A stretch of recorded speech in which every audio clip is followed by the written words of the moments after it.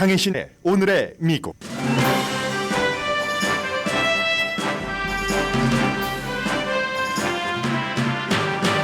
오늘은 프레지던트 데이 연방 공휴일입니다. 보이스 오브 아메리카가 미국 초대 대통령 조지 워싱턴을 강조한 사설을 실었고 뉴스위크도 조지 워싱턴 생일은 그 자체로 할러데이가 될 자격이 있다는 오피니언을 실었습니다. 그러나 로스앤젤레스 타임즈 편집인은 대통령의 날은 버리고 선거 날을 공휴일로 하자는 주장을 합니다. 캘리포니아주는 다시 대기에 강이 됐습니다. 전 지역에 걸쳐 각각 홍수와 산사태, 토네이도 경고가 내려졌습니다. 세계 탑뉴스는 북극 감옥에서 수용소에서 돌연사한 푸틴의 천적 알렉세이 나발리 시신이 온통 멍자국인 채 발견된 뉴스입니다. 나발리 아내는 살해 증거라면서 숨진 남편을 대신해 푸틴과 싸우겠다고 선언했습니다. 푸틴은 나발리에게 조문하는 사람들을 가두기 시작했고 세계는 그런 푸틴은 천인공노할 악당이라면서 우크라이나 지원을 촉구합니다. 그러나 미국 공화당은 트럼프와 손잡고 우크라이나보다는 푸틴 편에 섰고 나발리 사망 이후에도 변화를 보이지 않습니다. 니키 헤일리 공화당 후보는 트럼프가 푸틴의 악행에 침묵하는 걸 비난하고 트럼프에 의해 쫓겨난 리스 체니 전 하원 의원은 공화당이 푸틴의 날개가 되고 있다고 경고합니다. 지난 주말 트럼프와 두 아들은 사업 사기 재판에서 이자까지 합쳐 약 4억 6천만 달러 벌금형에 세 사람은 앞으로 몇 년 동안 뉴욕주에서 사업에 관여할 수 없다는 판결을 받았습니다. 트럼프 회사는 갱범죄 검사 출신이 사업체를 법정 관리하게 됐습니다. 트럼프 전 대통령은 자신이 받은 벌이 마피아 두목 알 카포네가 받은 벌보다 강하다면서 곧바로 운동화 컨벤션에 등장해 한 켤레에 399달러짜리 트럼프 운동화 장사를 시작했습니다. 운동화는 없어서 못 팔 정도고 트럼프 팬인 억만장자는 트럼프의 항소 비용을 마련한다면서 고펀드미 어카운트를 열었습니다. 공화당 큰 기부자들은 헤일리에게서 다시 트럼프 쪽으로 돈길을 돌리고 있습니다. 이스라엘은 세계의 비난과 중지 촉구를 듣지 않고 가자지구 라파에서 지상전 초읽기 사태로 몰고 갑니다. 미시건주가 지역구인 라시다 틸라이브 하원 의원은 같은 민주당 유권자에게 예비선거에서 바이든 대통령에게 투표하지 말라고 독려합니다. 여러분 안녕하십니까? 오늘의 미국 강혜신입니다. 지금 오늘 미국이 대통령의 날이기 때문에 공휴일인데 바이든 대통령이 한마디 했네요. 주말에는 공화당의 하원이 여러 가지 중대한 문제가 있는데도 12일 동안이나 휴회를 한다는 것을 비난을 하더니 오늘은 어쩌면 공화당의 정치인들은 블라디미르 푸틴에 대해서 아무 말도 하지 않느냐 하는 비난을 하고 있습니다. 오늘 캘리포니아주의 폭우도 큰 뉴스고 대통령의 날이기도 합니다. 그래서 주식시장도 오늘 문 열지 않고요. 은행 같은 곳도 거의 이제 모든 그런 그 사업처는 문을 닫습니다. 연방 공휴일이기는 하지만 관련 뉴스도 중요하지만 저는 먼저 오늘 블라디미르 푸틴과 알렉세이 나발리와 그의 아내 그리고 미국의 정치인들을 전해드리겠습니다. 이 모든 것은 저쪽 러시아에서 일어난 일이지만 결국은 세계 모든 사람들의 일상생활과 연관이 됩니다. 그렇기 때문에 영국에서는 지금 내각 회의가 열리고 있고요. 푸틴이 알렉세이 나발리를 살해했다고 보고 이제 그런 일들을 하는 것이고 우크라이나 전쟁과도 연관이 되고 푸틴이 하는 일을 가만히 내버려 뒀더니 점점 대담해지는구나 하는 것이 지금 세계가 보고 있는 시각입니다. 북극의 외딴 수용소에서 돌연사라고 하더니 결국은 어젯밤에 보니까 온몸에 멍자국이 있었는데 그 멍자국 가운데서는 maybe 심장 질환이 일어났다면 소생시키기 위해서 이제 압박을 가하잖아요. 그런 부위에도 멍자국이 있었고 알렉세이 나발리가 사망을 하고 나서 아직도 영안실에 도착한 그 가족들에게 시신을 보여주지 않고 있습니다. 그리고 워낙에 그 교도소에서 숨졌을 때는 바로 이제 뭐 검치소로 보낸다던가 시신을 이렇게 되는데 병원으로 보내서 병원에 안치실에 안치를 해놓고 가족들이 갔어도 보여주지 않고 지금 그의 와이프는 어떤 독극물로 살해했을 수 있기 때문에 그 흔적, 독성 물질이 빠져나가는 흔적이 사라지기를 지금 기다리고 있는 것이다 라고 얘기를 합니다. 왜냐하면 알렉세이 나발리라는 푸틴에 대해서 강하게 푸틴을 두려워하지 않고 저항하고 우크라이나 전쟁에 대해서도 반대하고 했었던 이 그 야당 그 지도자에 대해서 세계가 지금 그 주목을 하고 있는데 국제적인 분노, 비난, 걱정 이런 것들 많이 있습니다. 산책하다가 돌연사했다고 하더니 교도소에서는 사망한 지 2분 만에 사망했다고 발표를 했고 클렘린은 7분 만에 그가 숨졌다고 발표를 했는데 그리고 나서 시신은 보여주지 않고 그러면 이건 이제 준비된 어쩌면 적어도 교도소에서 발표한 그것보다 더 전에 숨졌을 수 있었다는 거고 그리고 만약에 심장 질환이 있어서 소생을 시키려다가 멍자국이 난 것이라 할지라도 그럼 심장 질환은 왜 일어났는가? 이 나발리의 주치의들은 그가 그런 47살입니다. 심장 질환을 일으킬 만한 그런 그 병세가 없었다고 얘기를 하고 결국은 아내는 푸틴에 의해서 살해되고 지금 모든 그 증거 같은 것을 감추는 중이다라고 얘기를 하고 있습니다. 사건에 대해서 말하는 그 시간 이런 여러 가지가 다르기 때문에 그렇죠. 그리고 이런 모든 것들은 인권 단체들이 있기 때문에 지금 러시아가 과거와 달리 굉장히 그 야당 지도자라든가 이런 사람들에 대해서 얘기하고 지원하는 것이 어려워진 건 사실입니다.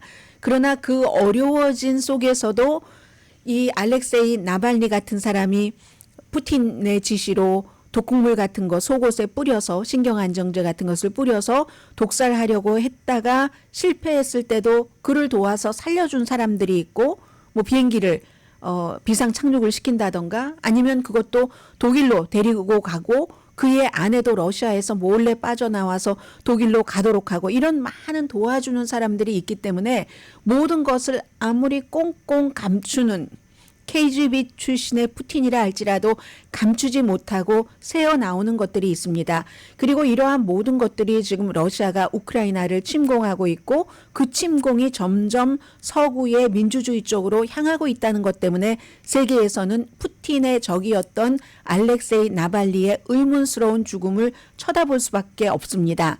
그리고 사망하기 며칠 전에 정보국 소속 장교 몇 명이 바로 나발리가 갇혀 있는 그 수용소에 갔고 감시 카메라 같은 것들이 절단이 됐고 카메라를 끊었다는 거잖아요. 스파이들이 이런 것들 푸틴을 두려워하지 않고 조롱하고 독일에서 독극물 치료를 받고 모스크바로 체포될 것 뻔히 알면서 가서 뭐 여러 가지 그 조롱하는 얘기들을 하고 하는 것 때문에 푸틴이 굉장히 거슬려 했다는 얘기죠. 푸틴은 용기 있는 사람을 두려워하니까 여러분들 모두 용기를 내십시오. 이 나발리가 그 아카데미 다큐멘터리 상을 받은 캐나다의 젊은 감독이 만든 그 2020년도에 나발리라는 영화에서도 그렇게 얘기를 했고 이건 내가 만약에 살해된다면 우리 쪽 힘이 강하다는 것을 뜻합니다. 이런 식으로요. 그리고 절대로 멈추지 마십시오. 악당이 이기는 것은 착한 사람들이 아무런 행위를 하지 않는 이게 이제 방관할 때라는 얘기잖아요. 착한 사람들이 아무런 일을 하지 않을 때 악당이 이깁니다. 그럼 러시아는 미래가 없습니다. 이렇게 이제 그 숨진 나발리가 얘기를 했습니다. 푸틴은 3월 달에 선거에서 이길 겁니다. 분명히 이길 겁니다. 아주 큰 표 차이로 당연히 이제 승리를 하겠죠.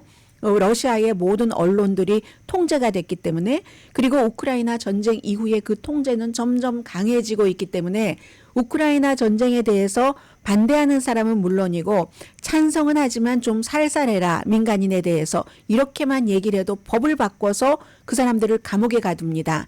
이번에 나발리에 대해서 조의를 표하는 사람들 어떤 스탈린 시대에 학대받던 사람들을 기리는 그런 기념탑 같은데 한 송이 한 송이 꽃을 놓는 이런 사람들을 잡아갑니다.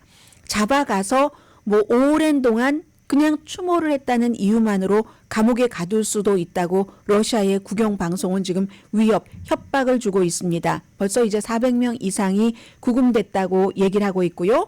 그러나 세계에서는 모스크바의 미국 대사라든가 영국 대사도 한 송이 꽃을 바칩니다. 영국에서 내각회의 열리고 있다는 말씀 드렸고요.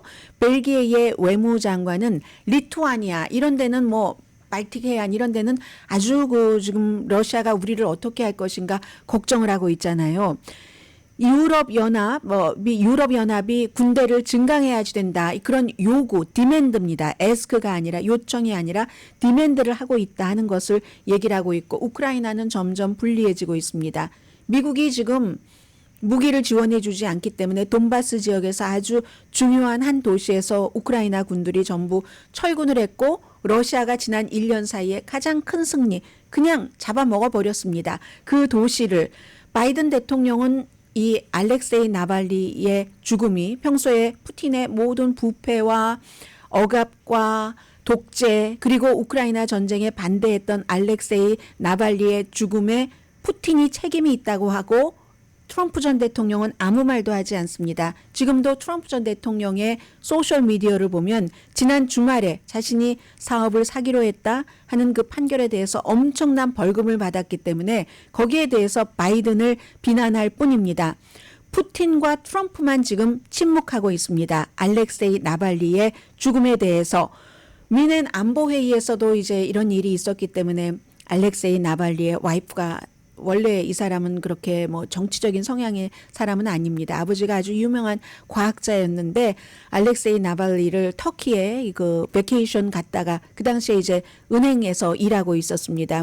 모스크바에서 경영학을 공부를 하고 일하고 있다가 알렉세이 나발리 그때는 98년쯤 됐으니까 나발리가 정치계에 입문하기 전이었고 그냥 워너비 변호사를 희망하는 젊은 청년과 결혼을 한 거죠. 결혼을 하고 나서 몇 년 뒤에 이 푸틴이 집권하면서 나발리가 푸틴에 항거하자 이 와이프는 은행 일을 멈추고 딸과 아들만을 키웁니다. 그 딸이 지금 스탠포드 대학교에 다니고 있습니다. 아버지를 늘 걱정했었던 딸이에요. 그래서 뮌헨 안보회의에서도 세계가 전부 이 푸틴을 비난을 하고 있는데 트럼프만 지금 침묵을 하고 있습니다. 미국 내부에서는 공화당에서는 리즈 체니 트럼프를 탄핵했다는 이유로 공화당에서 탄핵당한 것이나 마찬가지인 전 그 하원 의원이 도널드 트럼프가 불과 이 푸틴이 이런 과감한 세계는 지금 푸틴이 살해했다고 보니까요. 아무리 사망 진단서가 어떻게 쓰여졌다 할지언정 전부 이건 이제 푸틴이 그를 살해했다고 보는 것이기 때문에 도널드 트럼프가 불과 며칠 전에 그 나토의 분담금을 제대로 내지 않으면 푸틴이 원하는 것 다 해라. Whatever he wants. 그 모든 것을 다 해라라고 얘기한 이러한 것들이 그 푸틴을 굉장히 대담하게 만든다고 얘기를 합니다. 지금 우크라이나 전쟁에서 사람들이 걱정하는 건 우크라이나 다음에 폴란드 다음에 유럽으로 쭉쭉 가고 그러면 그것을 해외에서 중국이 보고 시진핑이 보고 대만을 어떻게 하는가? 그럴 때에 일본과 한국의 어수선함 같은 것들을 걱정하는 거잖아요. 나발리 살해에 대해서는 나발리 같은 사람 숨지게 해? 그럼 또다시 세계 다른 나라의 독재자들은 저거 봐라. 푸틴이 저렇게 해도 미국 같은 나라가 트럼프는 아무 말도 하지 않고 있네. 트럼프가 대통령이 된다면 나도 내 마음대로 나의 정치적인 적은 제거해도 되겠어. 이런 생각을 하고 푸틴처럼 과감하게 행동에 옮겨본다는 겁니다. 그 타이밍도 절묘하잖아요. 뮌헨에서 푸틴에 대해서 우리가 어떻게 방어를 할 것인가를 회의하고 있는 그 시점에 나발리를 살해를 해서 이러한 것들을 아주 대담성을 보여주는 거죠. 블라디미르 푸틴가 그걸 리즈 체니는 경고를 하고 있습니다. 그리고 또 트럼프 전 대통령이 된다 할지라도 트럼프는 예고를 하잖아요. 법무부도 무슨 부도 내 마음에 들지 않으면 다 보복해버리겠어.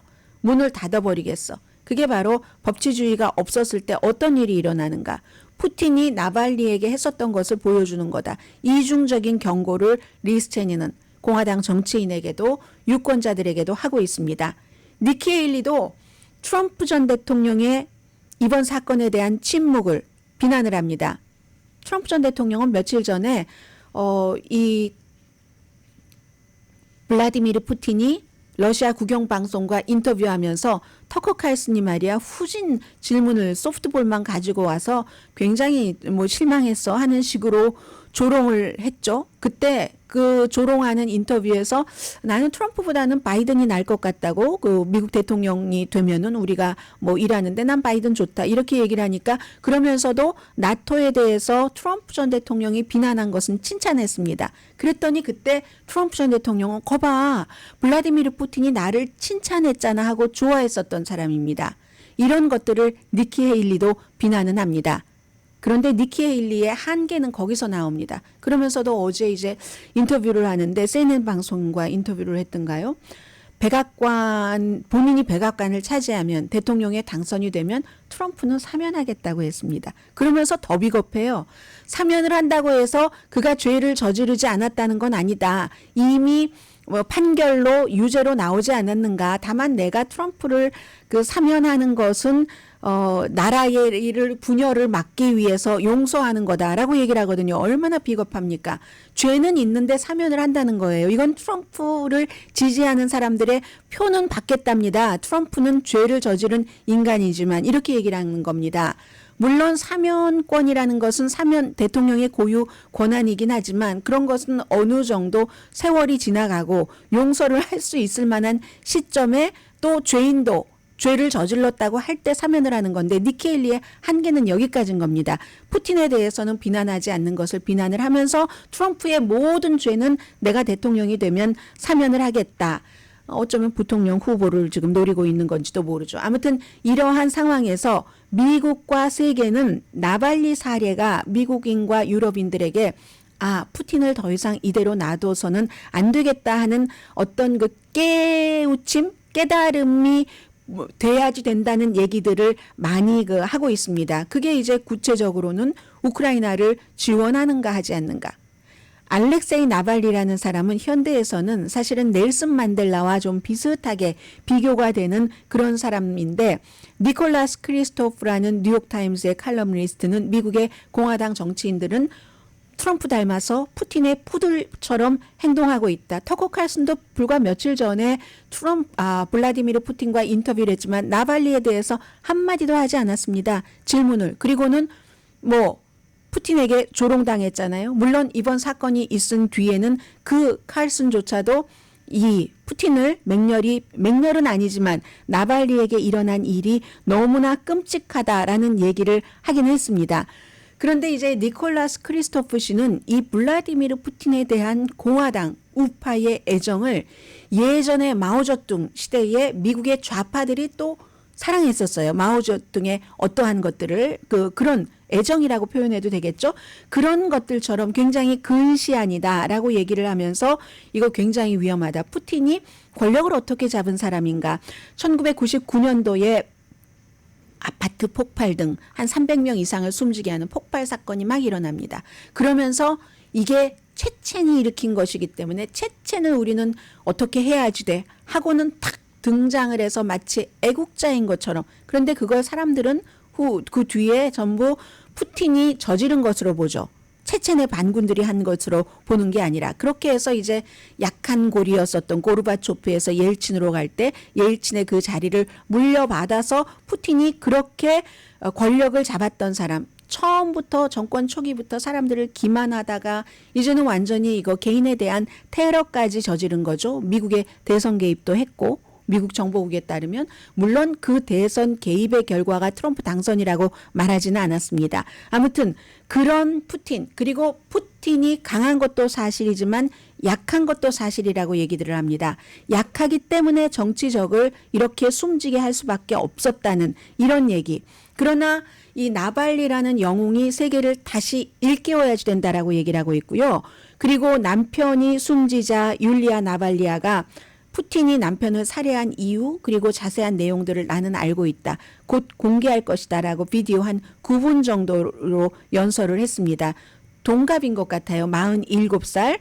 남편을 살해하고 푸틴이 시신을 감추고 신경작용제 노비초크가 사라지기를 기다리고 있다. 내가 남편이 하던 일을 하겠다. 나는 자유로운 러시아에 살고 싶고 자유로운 러시아를 만들고 싶다라고 얘기를 합니다. 이 두 사람의 마지막 메시지가 베이브 하면서 그 발렌타인스데이 때 감옥에서 인스타그램에 숨지기 이틀 전이었었죠. 나발리가 와이프에게 베이브, 자기야 뭐 허니 뭐 이런 거잖아요.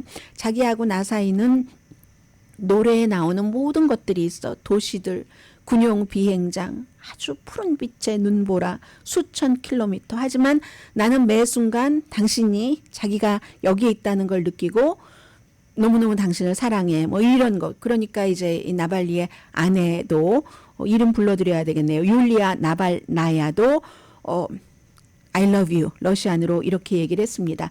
아무튼 남편은 순교자로, 흠결 없는 순교자로, 이제 죽은 나발리와 산 블라디미르 푸틴 독재자가 싸워야지 되는 겁니다. 그리고 용감한 미망인은 나의 절반, 알렉세이를 푸틴이 죽인 것은 나의 절반, 내 마음의 절반, 내 영혼의 절반을 죽인 것이다. 그렇지만 나에게는 아직 절반이 남아있다. 반쪽이라는 얘기를 러시아 사람들도 하네요. 부부 사이에서. 아직 나에게는 반쪽이 남아있고 이 반쪽, 내가 가진 나라는 이 반쪽은 포기할 권리가 없다는 걸 나에게 알려준다. 그러니까 남편이 못다한 일을, 아들이 어려요. 그리고 이제 딸이 스탠포드에 다니고 있는데 그런 것들 때문에, 가족들 때문에 뭐 정치 여기에 이제 발을 딛지 않았지만 이런 이상 나의 이 반쪽은 내가 가만히 좀 편안하게 살 수 있는 권리가 없다는 것을 알려준다 하는 게 알렉세이 나발리의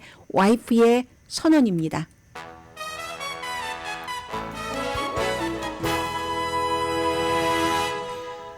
니케일리가 또 뭐 수습하는 것 같이 오늘은 또 이 트럼프가 푸틴에게 무릎을 꿇었다고 굉장히 그 약해 보인다 이런 말들을 하는데 니케일리도 끝난 것처럼 보입니다. 왔다 갔다 하고 기회주의자적인 모습을 너무 많이 보이기 때문에요. 잠시 뒤에는 주말이기 때문에 여러분들께서 뉴스와 멀리 떨어져 계셨던 분들도 계시는데 그런 분들에게 너무 중요한 그 판결과 레이티스트 뉴스 등을 전해드리겠습니다. 트럼프 전 대통령은 재정적으로 그리고 그 자아라든가 이 정치적인 것에서 굉장히 어려워지기도 했고 그러나 이것도 유권자의 뜻에 따라서 달라질 수가 있습니다. 지난번에도 뭔가 유죄 판결을 받기도 전에 가짜 그 머그샷 티셔츠를 뭐 한 장에 뭐 47달러에 팔았잖아요. 이번에 뉴욕에서 사업을 사기로 했다는 혐의로 엄청난 벌금과 또 일단 사업을 하지 못하게 하는 중지형과 이런 것들을 받았고 거기에 대해서도 야 트럼프를 너무 탄압해 하는 글을 쓰는 사람도 있거든요. 그런 글부터 잠시 뒤에 소개를 해드립니다. 라디오 서울 방송 오늘의 미국 듣고 계십니다. 저에게 트럼프 운동화 어떻게 사느냐고 물어보시는 분이 계셨습니다. 지금 아마 그분이 원하시는 운동화 사지 못할 겁니다. 딱 1000켤레를 한정판으로 만들어서 399달러에 팔았는데 몇 시간 만에 다 팔렸다고 하잖아요. 트럼프 전 대통령이 지난 주말에 이제 금요일 오후에 아서 앵거론 그 뉴욕의 판사가 먼저 지난 가을에 사업을 사기로 한 거, 뭐 돈 빌릴 때는 인플레이트하고 또 세금 낼 때는 줄여서 뭐 이런 것에 대해서 검사가 고소를 하고 검찰총장이 뉴욕에 벌금이 한 3억 7천만 달러 정도 돼야지 되겠습니다 했는데 판사가 거의 비슷하게 3억 5,500만 달러 그리고 두 아들들에게 각각 400만 달러 또 트럼프 회사 트럼프 그 파운데이션이든가요? 트럼프 파운데이션이죠. 거기에서 CFO를 하는 이미 유죄 판결 받은 사람에게 100만 달러. 그리고 지금까지 그게 과거에 했었던 일이기 때문에 이자가 뭐 한 거의 1억 달러 해서 4억 6천만 달러 벌금을 했고 그리고 트럼프는 3년 동안 아들들은 2년 동안 뉴욕에서 그 회사의 이사직 그러니까 사업에 관여하지 말아라 하는 겁니다. 그리고는 거기에 과거의 갱 전문 그 검사를 말하자면 법정 관리인으로 딱 둔 겁니다. 그렇게 해서 이제 그런 일이 있으니까 뭐 트럼프 전 대통령의 비난은 상상하시는 그대로고요. 나는 아무런 죄가 없는데 이거 다 나를 마녀 사냥하는 거다. 내가 대통령 되는 것을 막기 위해서라고 하면서 바로 필라델피아에서 열리는 운동화 컨벤션에 갔습니다. 운동화 컨벤션에 가서 운동화를 뭐 한 손으로 들고 두 손으로 들고 소개를 하고 금박이 번쩍번쩍인 그 운동화를 사고 싶다고 저에게 물어보신 분이세요. 499달러 막 트럼프의 T자도 써 있고 뭐 레이스도 있고 해서 어떤 거는 199달러 뭐 향수도 99달러에 팔고 이런 것을 대통령이 전직 대통령이 그 운동화 컨벤션에 나와서 직접 막 다 막 팔고 했어요. 이분이 비즈니스를 하시는 분이면은 뭐 그렇게 하는 거 아주 그 적극적이고 좋다고 보겠지만 지금 이 상황에 뭐 그다지 어울려 보이지는 않았습니다. 그리고 본인은 내가 이거 직접 만드는 거 아니다. 이 뭐 말하자면 로열티 받고 하는 그런 건 것 같아요. 우리가 뭐 그런 것까지 자세히 알 필요는 없지만 무슨 그 트럼프 이름도 들어간 것뿐만이 아니라 빅토리 47 향수도 있고 45 운동화도 있고 아무튼 그렇습니다. 그래서 이렇게 199달러에서 가장 싼 게 가장 비싼 399달러짜리 운동화. 제가 399달러짜리가 1000개면 얼마인가 봤더니 40만 달러 정도는 되더군요. 근데 그것 이외에도 또 억만장자 트럼프 전 대통령을 지지하는 사람들이 고펀드미는 그다지 돈 많이 안 모인 것 같은데요. 시간이 오래 지났는데도 아직 100만 달러도 안 모인 것 같은데 그리고 이제 큰 부자들이 니케일리를 도우려고 했다가 다시 트럼프 전 대통령에게 돌아가는 사람들이 많습니다. 뭐 예를 들어서 로버트 비글로우 같은 사람은 2천만 달러나 지원을 하고요. 또 트럼프의 법적 비용은 따로 지원을 하고 왜냐하면 항소한다고 했으니까 이 케이스에도 이런 사람들은 세금을 적게 해주는 것 그리고 이제 친환경적인 산업에 반대하는 본인들 사업에 마이너스가 되는가 보죠. 그런 사람들입니다. 그러나 이제 그 예전에 그 페이팔 공동 창업자인 그 피터 틸 같은 사람은 절대로 난 트럼프에게 다시는 기부하지 않겠어. 아니면 무슨 뭐 블랙스톤 세계 최대 규모의 그 자산 관리 회사의 CEO 뭐 스티븐 스워츠먼 같은 사람도 나는 트럼프에게는 안 해. 이렇게 얘기를 했습니다.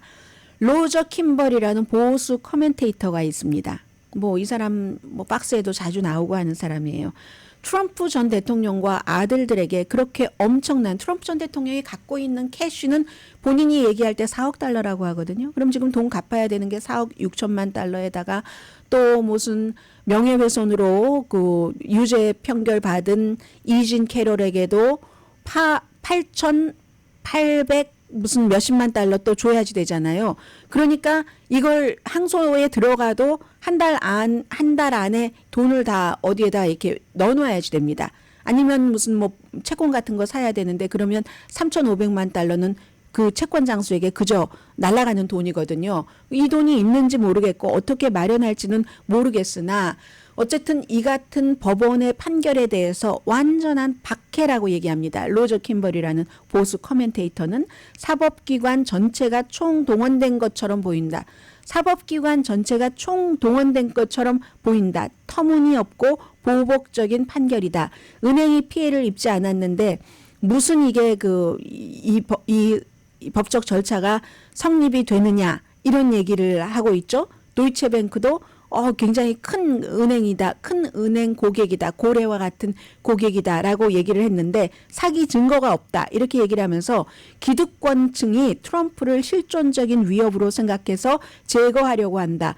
그래도 본인은 그 트럼프가 재선될 것으로 믿는다는 겁니다. 워싱턴은 썩었고 트럼프가 썩은 물을 빼내기 위해서 취임식도 워싱턴 DC 밖에서 해야지 된다. 그리고 다른 곳 뭐 말하려고 하면 더 좋다 이렇게 얘기를 하면 트럼프 집에서 취임식을 해야지 된대요. 그런 얘기를 하면서 메인 이벤트는 내년 1월 20일 정오에 그때가 이제 오늘의 미국 시작되는 시간이에요. 취임식 하잖아요. 트럼프는 보복하겠다는 그의 캠페인 약속을 이행할 수 있다. 그게 이제 그날부터 간절하게 보복의 완성이 시작되는 거다. 이게 이제 이 로저 킴벌이라는 아주 유명한 보수 커멘테이터가 하는 얘기입니다. 그리고 이 사람이 얘기했던 뉴욕 판결이 터무니없고 은행이 피해를 입지 않았는데 사기 증거가 없다 하는 것은 그 판사가 아서 앵거론 판사와 검사가 잘 얘기를 해주고 있는데 판사의 얘기는 은행이 피해를 받건 보지 않았건 그건 트럼프가 범죄를 저지르느냐 저지르지 않았느냐와 상관없다. 트럼프는 범죄를 저질렀다고. 그리고 뉴욕의 그 검찰총장은 이렇게 되면은 모든 열심히 일하고 세금 다 내고 솔직한 사람들이 피해자가 되는 거다. 누구는 저렇게 트럼프 전 대통령은 원래 정치나 사업에서 룰을 어기는 것을 기본으로 하잖아요. 룰을 지키는 사람을 바보라고 하잖아요. 절세가 아니라 탈세하는 자신이 스마트하기 때문에 탈세를 했다고 선언을 하는 사람이잖아요. 그래서 이제 이분은 그렇게 얘기했지만 그런 거. 그리고 판사가 또 가장 중요하게 얘기했던 것이 쭉 그 트럼프 전 대통령이 안 나와도 되는 민사 재판인데 쭉 나왔잖아요. 법정에 나와서 뭐 최후 뭐 진술 같은 것 할 때나 모든 것을 이렇게 보면 표정이나 말이나 표현이 어떤 그 병리적인 관점에서 볼 때라고 얘기를 했습니다. 병리적인 관점에서 볼 때 트럼프와 그 아들들은 그 후회를 한다던가 잘못했다고 뉘우친다던가 회개하는 것과 후회하는 것 그 경계에서 너무 멀다. 그 경계에 가지도 않는 그런 것이라고는 없는 사람들이다. 그렇기 때문에 트럼프 자신에게 3억 뭐 5,500만 달러라는 엄청난 액수의 벌금을 줘야지만 이 사람들이 다시는 이렇게 사기치는 것을 안 할 것이다. 이게 이제 판사의 얘기입니다. 그러나 이제 굉장히 많은 사람들은 아직도 트럼프를 지지하고 있고요. 그렇지만 또 다른 무슨 뭐 머린 다우드 같은 칼럼니스트는 아예 트럼프 전 대통령을 플로리다주의 사기꾼이라고 얘기를 합니다. 88년도에요. 아버지 부시 대통령이 같은 공화당이잖아요. 선거 캠페인을 하고 막 이럴 때는 기자들을 그때는 이제 취재를 했는가 봐요. 머린 다우드가 지금은 칼럼을 쓰지만 기자들을 어디에 부르냐면 뉴저지주인가요? 뉴저지주에 그 성조기를 만드는 회사로 데리고 가서 내가 이렇게 애국자다 하는 걸 보여주기 위해서 막 성조기를 막 쓰다듬고 감고 이런데 트럼프도 처음엔 막 성조기 옆에 가서 사진 찍고 그랬어요. 지금은 말하려고 그러니까 오로지 자신의 그 에고에 자신의 이익으로 똘똘 뭉쳐 있는 사람이다. 이런 지적을 하고 있습니다. 아무튼 그래서 원하는 걸 갖기 위해서 모든 제도를 이제 그 부수는 그런 사람 이런 얘기를 했고 어쨌든 뉴욕의 그 3억 5,500만 달러와 아들들에게 물리게 되는 이 벌금, 이 사건이 항소가 진행되면서 이제 판사가 또 뭔가를 조정을 해줄 수도 있지만 엄청난 액수입니다. 그것은 너무나 엄청난 액수이기 때문에 결국은 그 가디언의 한 칼럼니스트가 쓴 것 보니까 아버지가 한 4억 달러를 99년도인가 숨지셨는데요. 트럼프 전 대통령은 뭐 아버지에게 100만 달러 빌려서 자수성가했습니다. 뭐 이렇게 얘기했지만 다 거짓말이에요. 거짓말이고 아버지에게 4억 달러 이상을 물려받았는데 결국은 99년도에 그게 그대로 지금 벌금으로 왔고 본인이 갖고 있는 캐시 트럼프가 나 캐시 이만큼이야 하면 그것보다 적을 가능성이 높잖아요. 그래서 아버지 때부터 시작됐던 그 트럼프 파운데이션이라는 이 레가시 그 유산을 산산조각을 결국은 트럼프 전 대통령이 내는 것인가. 그래도 이번에 사업을 절대로 할 수 없어. 사업 허가증을 뺏기진 않았습니다. 그러나 이렇게 되면은 이제 더 좀 어려워지고 캐시 유동성도 전혀 없으니까 트럼프가 사업을 하기 어려워지는 건 사실이죠. 뉴욕 그 가디언의 그 칼럼니스트가 칼럼을 쓰면서 뭐라고 얘기하냐면 트럼프는 아버지가 이제 먼저 블루클린에서 저소득층 이런 사업을 많이 해서 돈 벌었잖아요. 그때 민주당이었어요. 계속 트럼프도 민주당인데 정부가 도와주지 않으면 돈을 벌 수가 없습니다. 큰 프로젝트를 하면서 거기서 저소득층에게 막 뭘 지어준다 하면서 돈을 엄청 벌었는데 트럼프는 아니 왜 우리가 블루클린에만 있어야 돼? 맨하탄으로 가야지 하면서 맨하탄에 발을 디디면서 다 골드로 하고 막 킹콩이 된 것처럼 도시를 돌아다니면서 무언가를 지을 때 뉴욕의 그런 건설업은 뭐 로스앤젤레스도 마찬가지입니다만 마피아가 꽉 잡고 있습니다. 마피아 그 제노바의 두목 이 주는 무슨 시멘트라든가 아니면 감비노의 보스가 주는 뭐 어떠한 그 혜택 같은 거. 그래서 이제 이 존 코리가 결국 존 가티 GOTTI 존 가리가 이제 그 트럼프와 별명이 같아요. 이 테프론이라는 절대로 지금까지는 트럼프도 이리 빠져나가고 저리 빠져나가고 했잖아요. 그런데 존 거티도 계속 빠져나가다 나중에는 이제 감옥살이 하고 했었잖아요. 그런 이 감비노의 보스가 주는 어떤 거, 제노바의 두목이 주는 어떤 거, 이런 것들로 막 사업을 키우고 그러다가 결국은 트럼프도 이리이리했다. 그전에는 막 금융사건이 터지고 몇 번이나 파산도 했죠. 파산해서 본인은 돈 안 잃어버리고 다른 사람들은 다 잃어버리고 뭐 또 금융 스캔들이 터지면 막 성색말로 덮고 그래서 무슨 자신의 와이프를 등장시켜서 최고의 내가 경험해본 최고의 섹스야 막 이런 것으로 확 덮어버리고 했잖아요.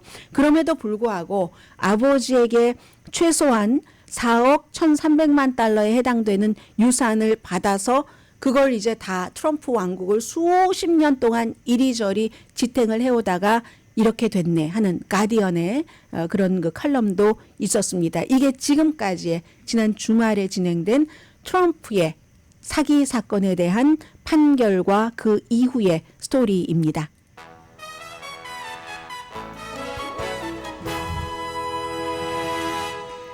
라디오 서울 방송 오늘의 미국 듣고 계십니다. 오늘 프레지던트 데이인데 너무 무거운 뉴스들을 많이 전해드렸습니다.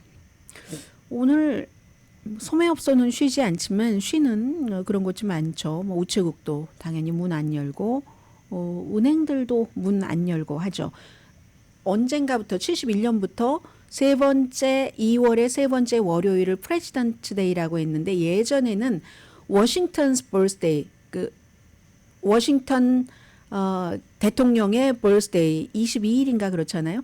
그 birthday로 했다가 이걸 이제 모든 대통령을 그냥 그래서 지금 주마다 다 다릅니다. 워싱턴하고 링컨의 birthday를 뭐 합쳐서 부르는 주도 있고 그냥 프레지던트 데이라고 해서 과거의 모든 뭐 대통령들을 생각한다 이런 게 이제 가장 평이하거든요. 주마다 아무튼 다른 이름으로 부르기는 하지만 2월의 세 번째 월요일입니다.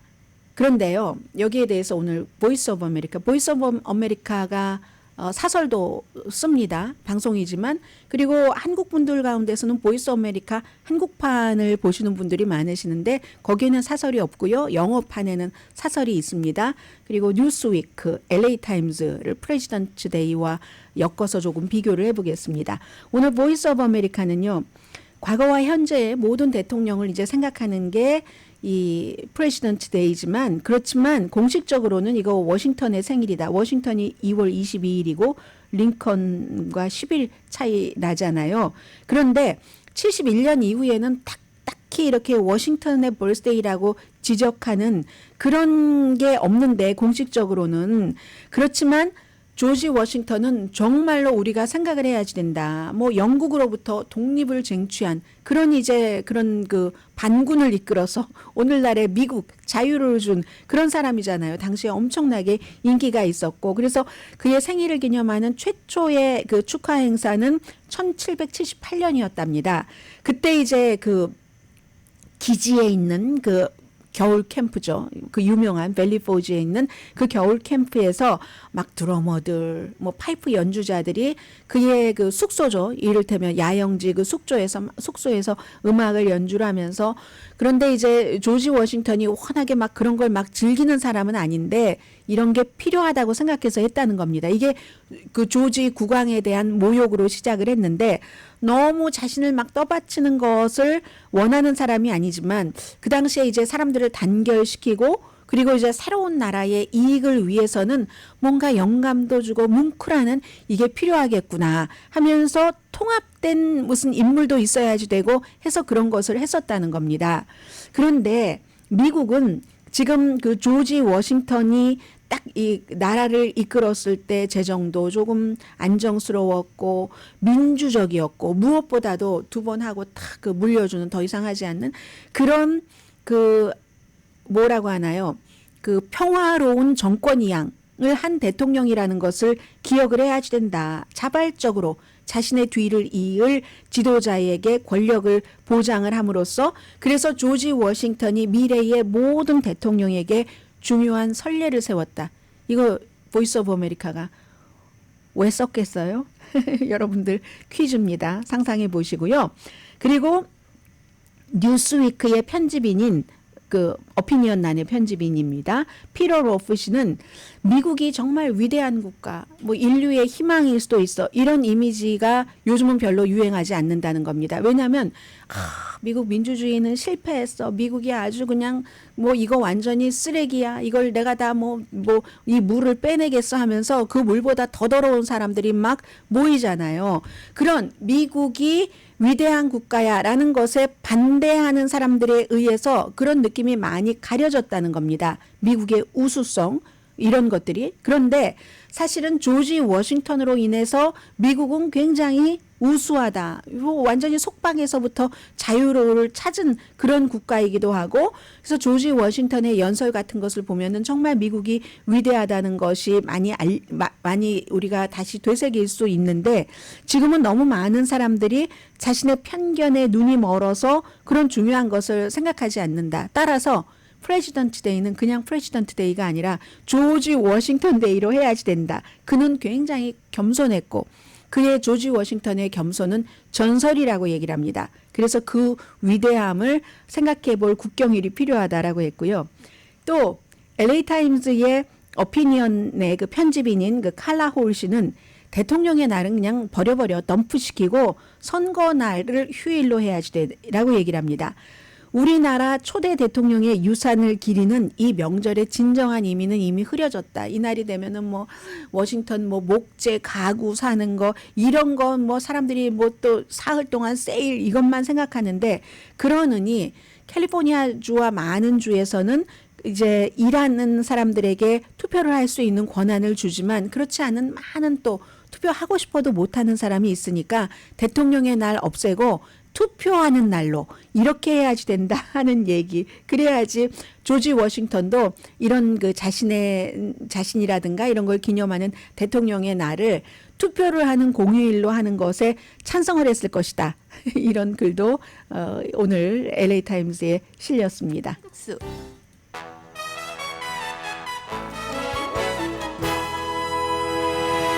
라디오 서울 방송 오늘의 미국 듣고 계십니다. 트럼프 전 대통령이 그 알렉세이 나발리의 사망에 대해서 뭔가 말을 해야지 된다는 압박을 받긴 받았는가 봅니다. 지금 그 본인의 소셜 미디어에 썼는데 알렉세이 나발리의 갑작스런 죽음으로 우리나라에서 무슨 일이 일어나고 있는지 더 알게 됐다. 이렇게 쓰고 있습니다. 아주 그 삐뚤어지고 부정한 급진 좌파 정치인, 판사, 검사들이 미국을 파멸의 길로 이끌고 있다. 국경 개방, 부정선거, 극도로 불공정한 법적인 그런 결정이 미국을 파괴하고 있다. 미국은 쇠퇴하는 나라, 실패한 나라다. 이게 그 알렉세이 나발리에 대해서 트럼프 전 대통령이 한 얘기입니다. 푸틴에 대한 말은 없고 다만 그냥 이름만 알렉세이 나발리라고 써 있고 본인의 그 법적 그 판결에 대해서 한 얘기로 보이네요. 이스라엘 장관 이름까지 이제 다 외웠어요. 보통 사람들도. 베니 간츠 장관이 하마스가 남아있는 인질들을 다 풀어주지 않으면은 그 라마단 시작될 때까지 뭐 한 3주일 정도 남았다고 하는데요. 라파 지상 공격할 거다. 이건 지상 공격 하겠다는 얘기잖아요.